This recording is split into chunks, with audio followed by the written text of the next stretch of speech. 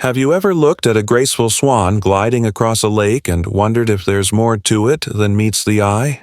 What if I told you that one of the most famous stories ever told is about a princess who was turned into one? Today, we're diving deep into the enchanting and heartbreaking world of Swan Lake. Get ready for a tale of magic, love, betrayal, and a curse that can only be broken by true love.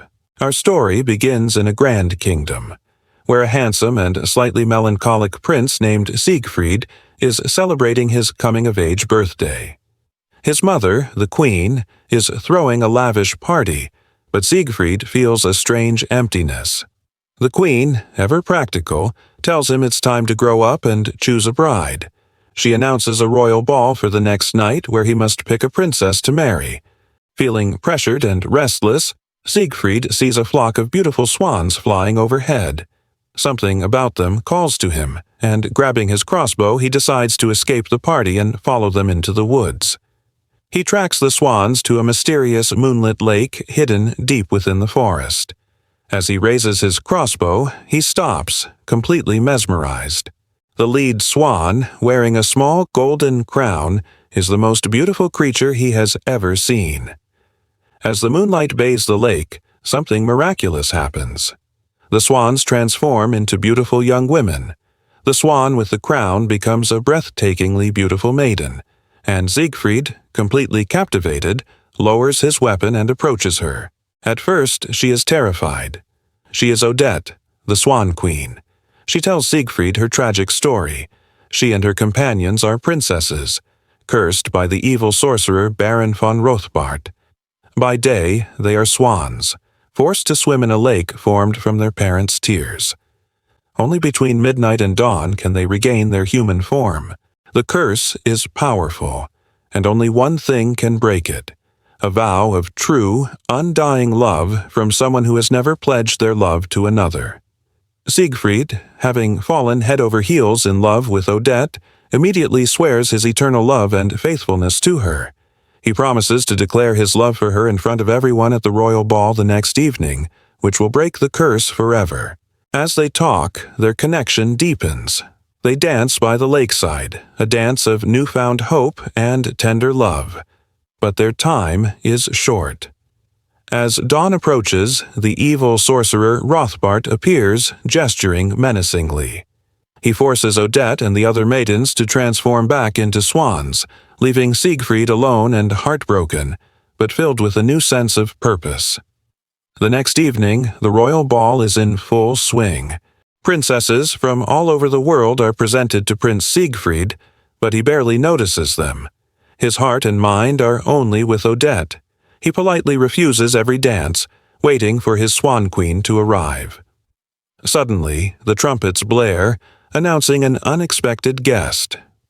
Baron von Rothbart strides in, disguised as a nobleman, and on his arm is a dazzling maiden who looks exactly like Odette, but dressed in black.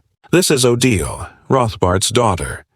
Through dark magic, she has taken on Odette's appearance to trick the prince. Siegfried, blinded by love and deceived by the clever illusion, is overjoyed. He believes his beloved Odette has come for him. He doesn't notice the subtle differences: the seductive glint in her eye, the confident, almost mocking smile. He only sees the face of the woman he loves. He dances with Odile, completely enchanted by her charm, while the real Odette, in her swan form, watches in horror from a castle window. Convinced he is with his true love, Siegfried makes a fatal mistake. In front of the entire court, he announces that he has chosen his bride. He pledges his eternal love to Odile, believing her to be Odette. At that exact moment, Rothbart reveals his true, evil form, cackling in triumph. Odile laughs alongside him. Through the window, Siegfried sees a vision of the real Odette, weeping in despair. He realizes his terrible error. He has been tricked, and his vow has not broken the curse. It has sealed it forever. Horrified, he runs from the ballroom and races back to the lake. Back at the lakeside, the other swan maidens are trying to comfort a devastated Odette. Her last hope is gone. When Siegfried arrives, he is filled with remorse. He begs for her forgiveness, explaining how Rothbart tricked him. Odette, whose love for him is true, forgives him, but they both know that his mistaken vow means the curse can never be broken. They are doomed.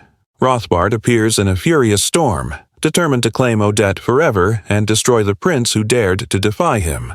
Now, this is where the story has a few different endings, depending on the version you see. In the most classic and tragic ballet ending, Odette decides she cannot live as a swan forever. She chooses to end her own life by throwing herself into the lake. Siegfried, unable to live without her, joins her in the water. This ultimate sacrifice of true love is so powerful that it breaks Rothbart's power. The sorcerer is destroyed, the curse is lifted from the other swan maidens, and the spirits of Odette and Siegfried are seen ascending into the heavens, finally united in death.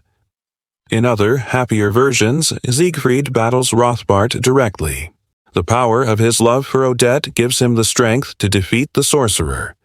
With Rothbart gone, the curse is broken, and Odette is freed. They return to the castle, get married, and live happily ever after. But it's the tragic ending, the one of ultimate sacrifice, that has truly captured the hearts of audiences for generations. It speaks to the idea that true love transcends even life and death. So, what do you think? Is Swan Lake a story of tragic fate, or a testament to love's ultimate power? It's a tale that reminds us to look beyond appearances, to trust our hearts, and to be wary of dazzling deceptions. It's a masterpiece of storytelling that continues to enchant us, more than a century after it was first told. Thank you so much for joining me on this journey to the Enchanted Lake. If you loved this story, please hit that like button, and don't forget to subscribe for more deep dives into the world's greatest tales. Let me know in the comments which ending of Swan Lake is your favorite. See you next time.